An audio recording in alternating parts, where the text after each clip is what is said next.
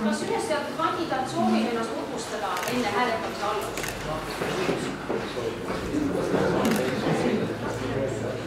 Ma eeldan teile vastanud. Ma ei üldse küll, kas see on soov.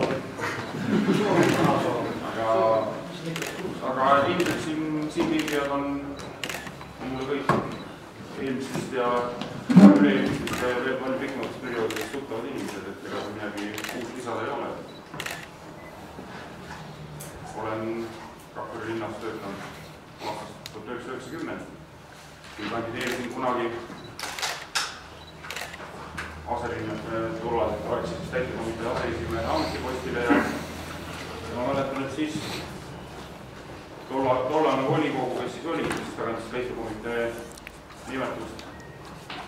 Küsis igasuguseid küsimusi, seal oli kandidaate rohkemgi ja siis kui valituks osutusin, siis oli selline hea küsimus, või selline hea ettepanek, et neid töökohti on õige palju olnud enne seda, et äkki teeks nii, et jääks nagu pisut pikemalt ühepalka, mida on nüüd läinud. 1. jaanuar 1990 oli mul siis see päev, mida Rakvere linna või tööle asusin. Ja 7 aastat olin aselinnapea ja siis oktoobris 1996 tehti ettepanek volikogu juhtima hakata ja mida on läinud. Kui on kellegi küsimusi veel midagi.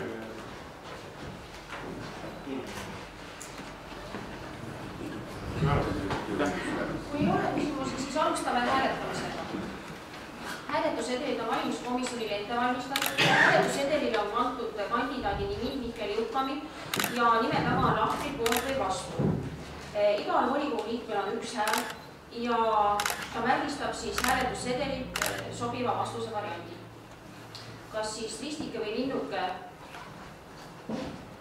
see jääb siis teie otsustada. Hääletussedelit saab allkirja vastu kõrval asuvast toast ja hääletussedelit tuleb siis märgistada ja hääletuskast jääb siia.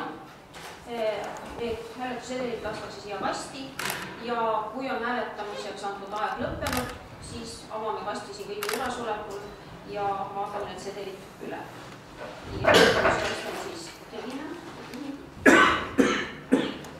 Palun nüüd valimiskomisjoni liikmel seedida.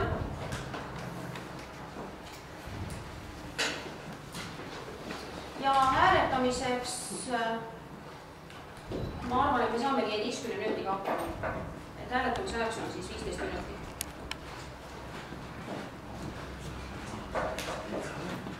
Kõrval asuvast toast võib hakata juba siit välja. Tuba 7 ja allkirja vastu saab hääletussedelid.